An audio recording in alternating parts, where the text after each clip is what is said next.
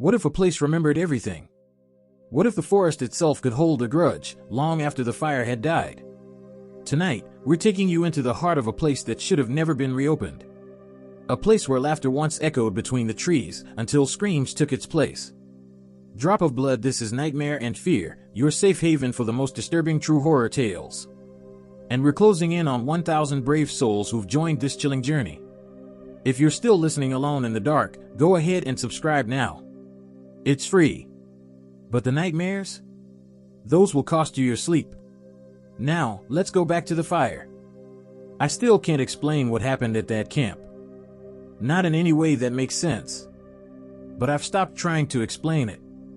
I only tell the story now so someone else can understand the warnings before they go too deep into the woods. It started when my cousin Devin invited me to help reopen a closed-down summer camp called Camp Kettle Deep, tucked miles into the Appalachian woods. It had been abandoned for over 22 years, ever since a mysterious fire in '02 claimed 3 cabins and 6 lives.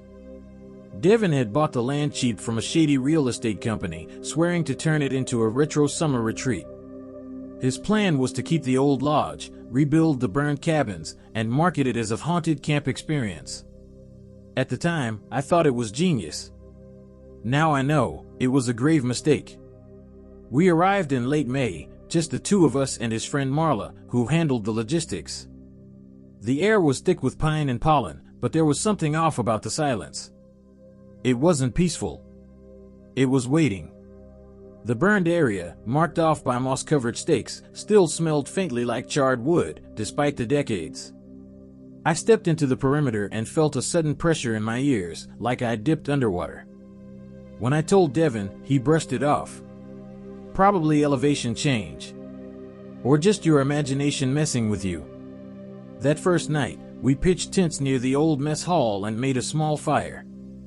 Marla brought out whiskey, Devin played old campfire songs on his phone, and for a brief time, it felt normal. Nostalgic, even. But then I saw the boy.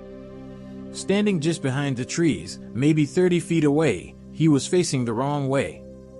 His back to the fire, arms stiff at his sides. Pale shirt. No movement.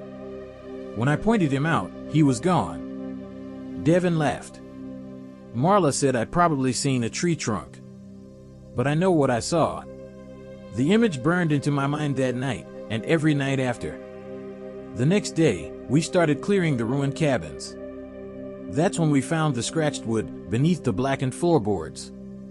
Marla pulled away a plank and revealed shallow carvings. Don't build again. Let them sleep.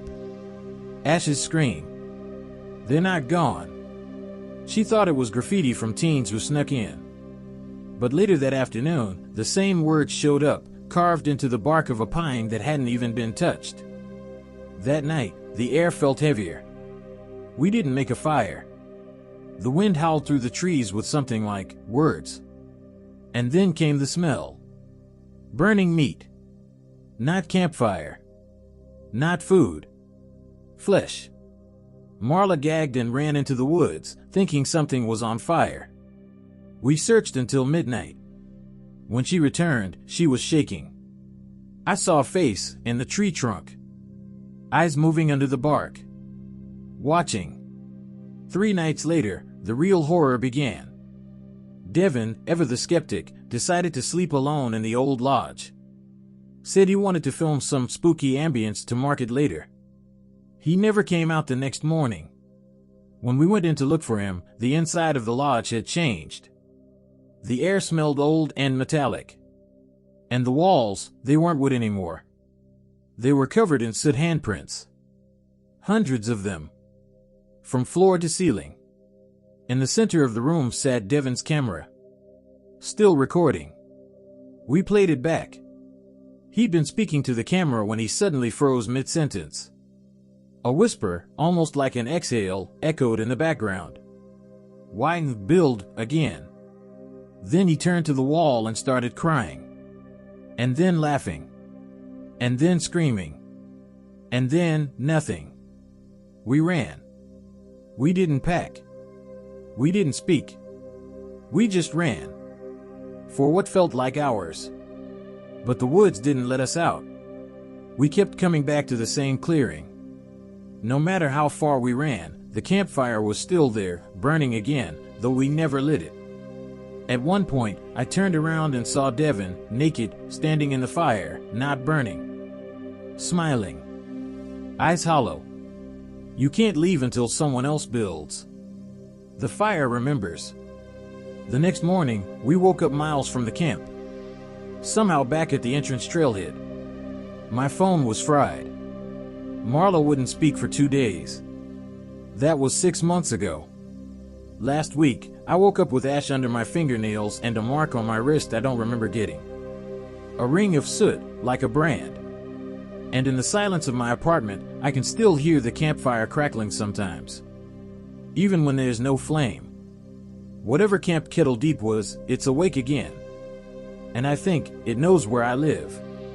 So if anyone ever tries to sell you land in the Appalachian woods, don't rebuild there. Some fires don't die. Some are just waiting. If you made it this far, congratulations. Most people don't. This has been Nightmare and Fear. Subscribe now and help us reach 1,000 brave souls who dare to listen in the dark. Drop a comment. Would you camp there for $1 million? The best answer gets pinned. Until next time, sleep with one eye open. What if you stumbled upon a place that didn't exist on any map, a campsite that looked real, felt real, but was never supposed to be there? And what if you weren't the one who found it, but the one it called? Welcome to Nightmare and Fear, where the darkest stories wait for you in the shadows. We're closing in on 1,000 brave subscribers, and your support means everything. If you dare to keep listening, if you love getting chills in the dark, subscribe now, for free, and join those who've chosen fear. Now, take a deep breath. Because tonight's story? It starts in a place that shouldn't even exist. My name is Tyler. And I swear, this story is real. It began with a wrong turn. I was on a solo hiking trip in the Smoky Mountains. I planned for 3 days, all mapped out, all on familiar trails. I had supplies, backup GPS, and I told my roommate exactly when I'd be back. It was supposed to be quiet. Peaceful. But on the second day, somewhere near Twin Ridge Pass, my trail just ended. No signs. No markers. No cell signal. I retraced my steps and, somehow, found a dirt path that wasn't on the map, not on my app, not on the printed guide. It was overgrown, barely visible, but something about it invited me. I know how that sounds. Like I'm setting myself up in a cliché horror tale. But you have to understand, I didn't choose to follow it. I felt like I had already been down that path. Like something was waiting for me to come back. The path ended in a clearing. There stood a perfectly intact old-fashioned campsite, 4 wooden cabins, a fire pit still warm, and a faded wooden sign above the gate that read, Camp Evenfall, EST 1961. But there was something wrong about the sign. It looked like it had been freshly painted, yet aged by decades at the same time. And most disturbing of all? I'd been hiking this area for years. That camp was never there. I should have turned back. I should have run. But instead, I stepped inside. I checked the cabins. 1 was locked, 2 were empty, but cabin 3, that door opened for me on its own. There was a bed with crisp sheets. A candle on the nightstand, lit. On the wall hung an old photo of kids in 60s uniforms smiling beside a totem pole. At first glance, normal. But then I noticed the faces were scratched out. Every single one. Tiny claw marks where their eyes should have been. A cold draft hit the back of my neck, and I swear to God, someone whispered my name. Tyler. I hadn't told anyone where I was after the first checkpoint. No one should have known my route. I spun around. The room was empty. But the candle? It had moved to the floor. Still burning. I left the cabin and ran toward the fire pit. That's when I saw it, a journal, lying in the dirt. It was damp, but the ink inside was fresh. Camp Evenfall is not on any map. It comes when called. But it only leaves when it's fed. Each page told a story of someone who had come here by accident. A lost traveler. A missing hiker. A couple who never returned from their honeymoon. But the last page chilled me to the bone. They chose me last time. This time, I choose someone else. His name is Tyler. I dropped the journal. My ears rang. I started to scream. Night fell faster than it should have. I hadn't even realized it was afternoon. That's when I saw them, silhouettes around the fire pit. Children. 6 of them. Not moving. Just staring into the flames. No faces. No shadows. One of them turned its head toward me, and it sounded like dry leaves being crushed. You took the path. That means you stay. I turned and ran into the woods. No direction. Just pure terror. I ran until my legs gave out. But every time I looked up, I was back at the same fire. No matter where I ran, I was still at Camp Evenfall. The last thing I remember before passing out was seeing a boy in a blue jacket holding a plastic grocery bag.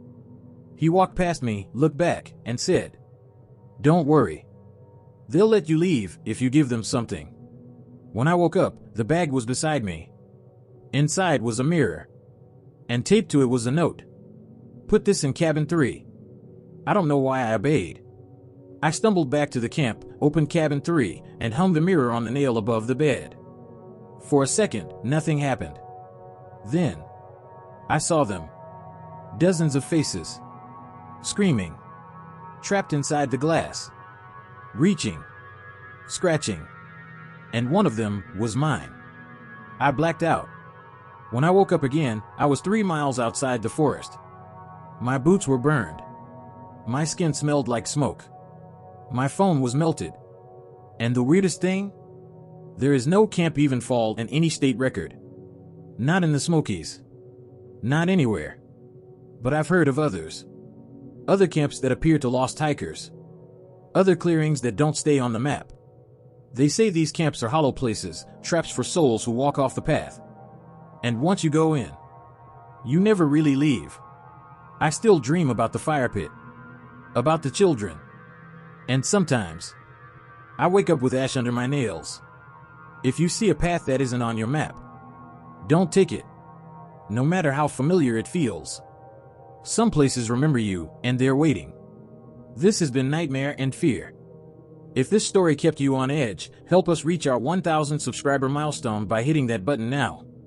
And tell me in the comments, would you step into a camp that wasn't there yesterday? The most haunting reply gets pinned.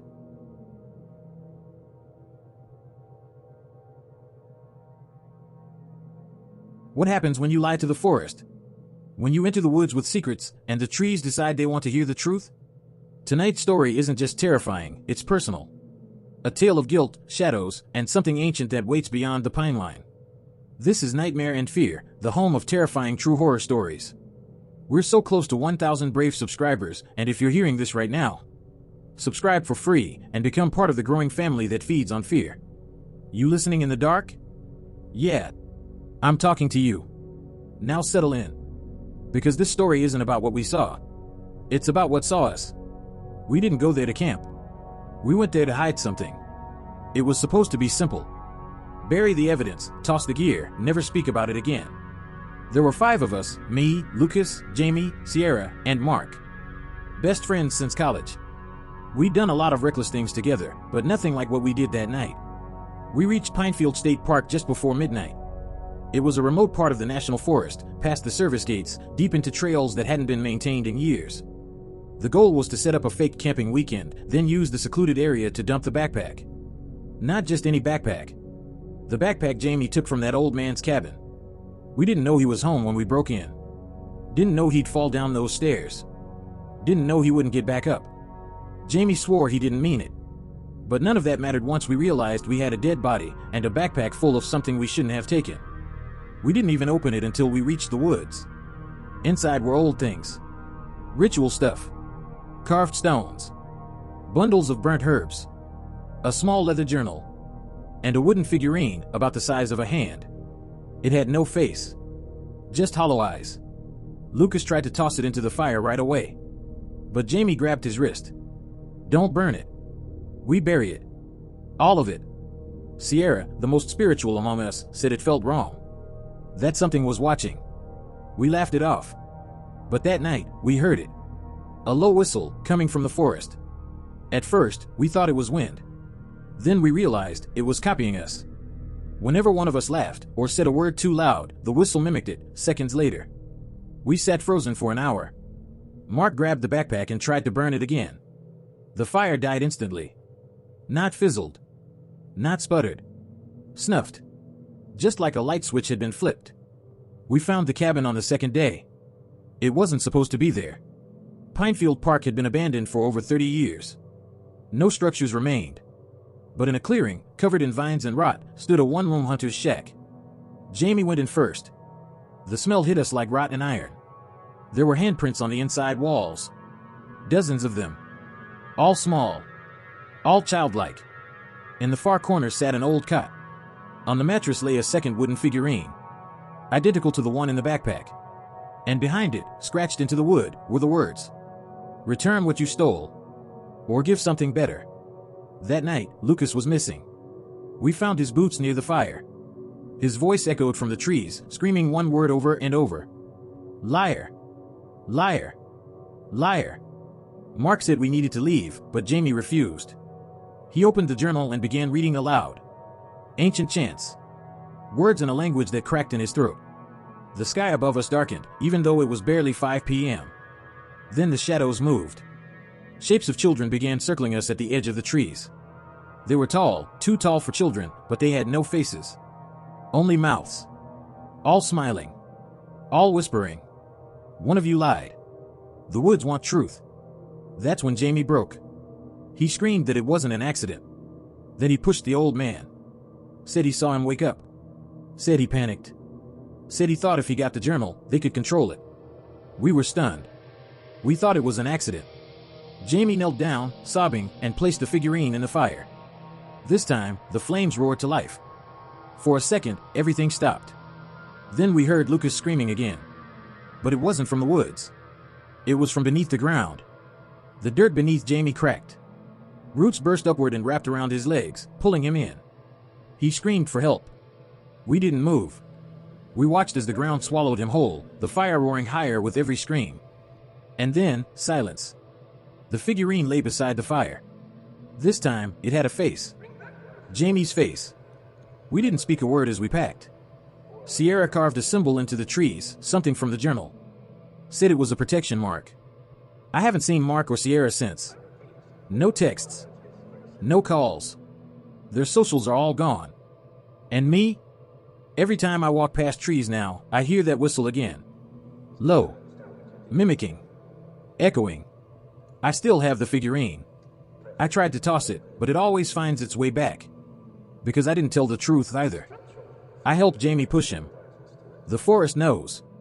It's just waiting. Never lie in the woods. Because the trees listen. And they always take something in return. This is Nightmare and Fear. If you're still breathing, subscribe and help us reach 1,000 brave souls. And tell me, what would you do if your friend brought something cursed to your campsite? The most chilling comment gets pinned. Until next time, don't look away when the woods go silent.